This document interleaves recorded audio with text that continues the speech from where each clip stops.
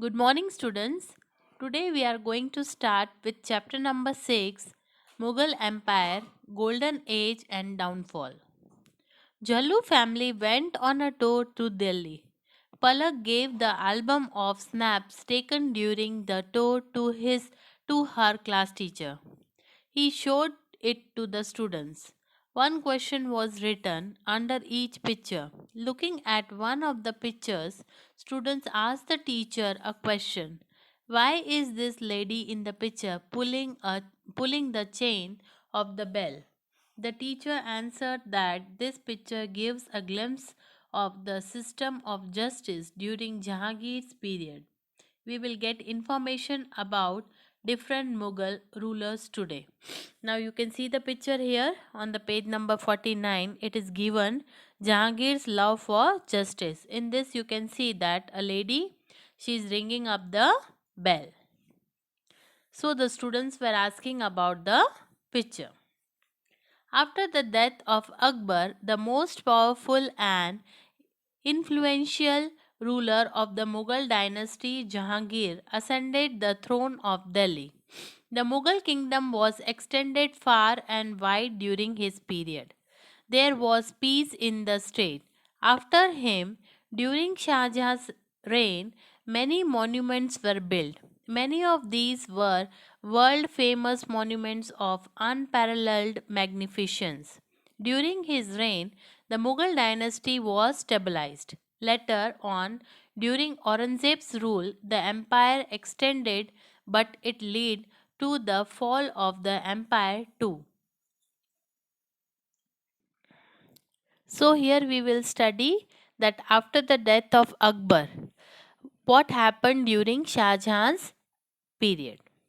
Let us learn about some major incidents that occurred during Jahangir, Shah Jahan, and Aurangzeb's period. So, we will learn about Mughal Empire during the period of Jahangir, Shah Jahan, and Aurangzeb.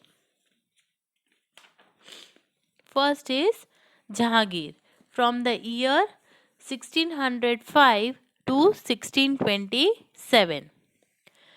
After the demise of Akbar, his son Salim assumed the name of Jahangir, that is the conqueror of the world, and ascended the throne in 1605. So Jahangir started ruling in the year 1605. Prince Khusro revolted against him and so Jahangir imprisoned him. Jahangir accused Sikh Guru Arjan Singh of helping Khusro and so sentenced him to death. During Jahangir's reign, Hawking and Thomas Roe visited India as representatives of the King of England and sought permission to trade in India. So during his period, they took the permission to trade in the India. Jahangir's wife Noor Jahan was very beautiful and ambitious.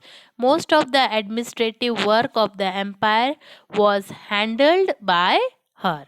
So his wife Noor Jahan, she used to handle most of the administrative work during his time. Now next is Shah Jahan from the year 1627 to 1658. Shah Jahan believed that agriculture is fundamental to the prosperity of a nation. So he gave primary importance to agriculture and continued with Akbar's land revenue system. He appointed honest and hard-working officers. So during Shah Jahan's time, importance was given to agriculture. And what happened?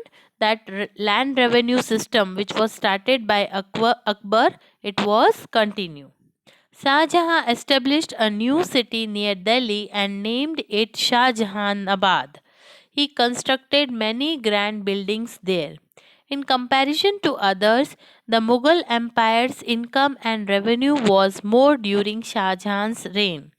Shah Jahan constructed world famous monuments like the Taj Mahal, Diwan Am, and Diwan Khas in the Red Fort, Rang Mahal, Moti Masjid, Jama Masjid of Delhi, etc.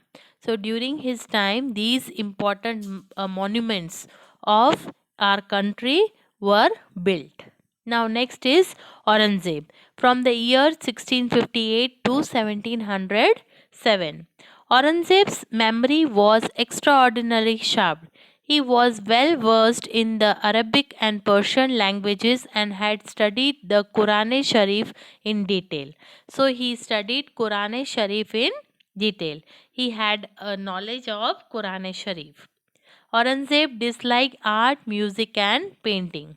Veer Durgadas waged a prolonged war with Aurangzeb for 25 years in order to free Marwar. Aurangzeb also fought against the Shia states of Bijapur and Golconda in the south for 25 years. In Maharashtra, Shivaji established the Maratha kingdom in South India and had constant conflicts with Aurangzeb. The Jats and the Sikhs too revolted against Aurangzeb. So, all this happened during the time of Aurangzeb. Now, next is after knowing about some of the incidents that occurred during the rule of Mughal emperors Jahangir, Shah Jahan, and Aurangzeb, now let us learn about their social life and administration. Now we will learn about the social life during their time, during the time of the Mughal emperors.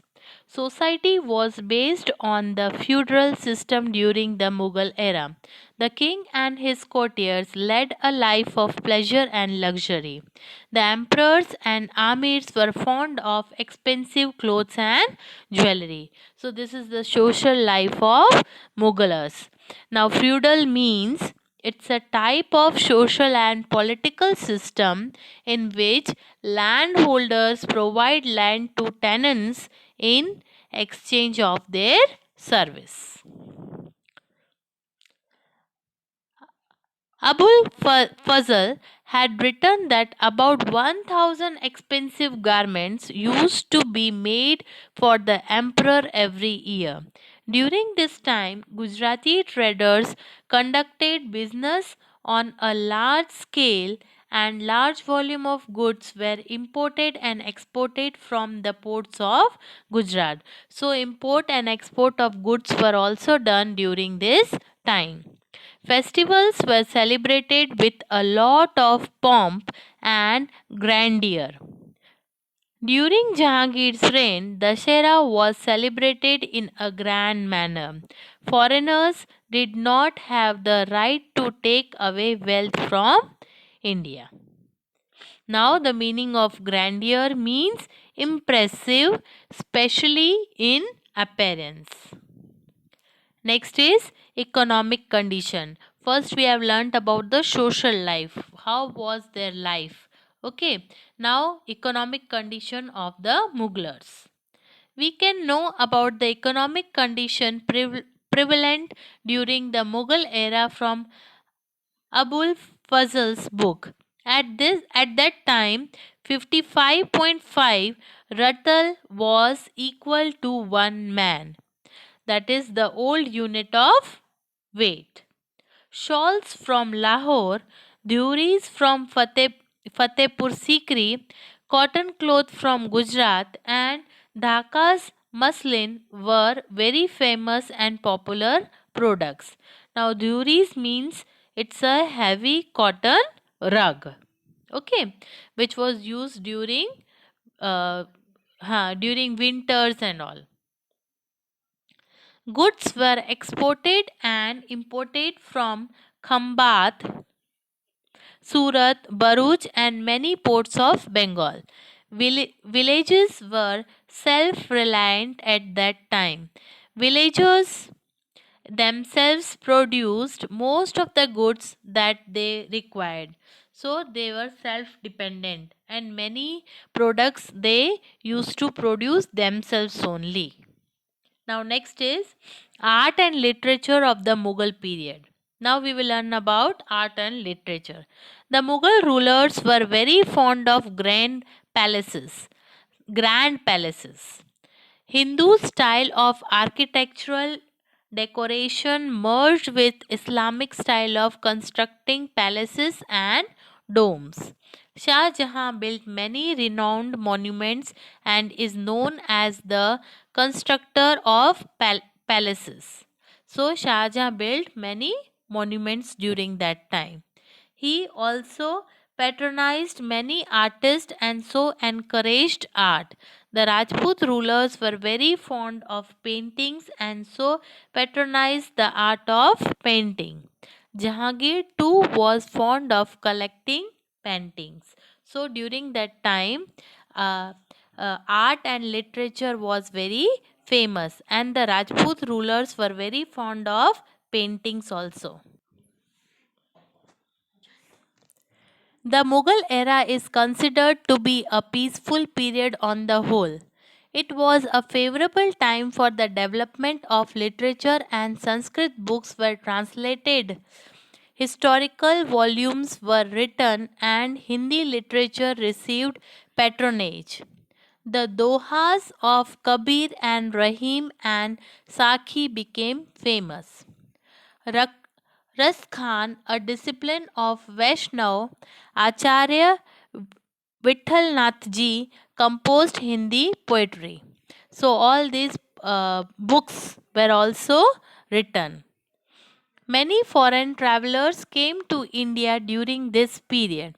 They have described the state administrative system and the common life of the people in their travelogue. Two French travelers, Tavernier and Bernier, visited India during that time. Of them, Bernier lived in India for 12 years. He has observed that Mughal rulers used to spend a great sum on the army. So the amount, most a large number of a large sum of money was spent on the army. He has also mentioned appreciatively that Indian textiles were very famous in the markets of Europe and Asia.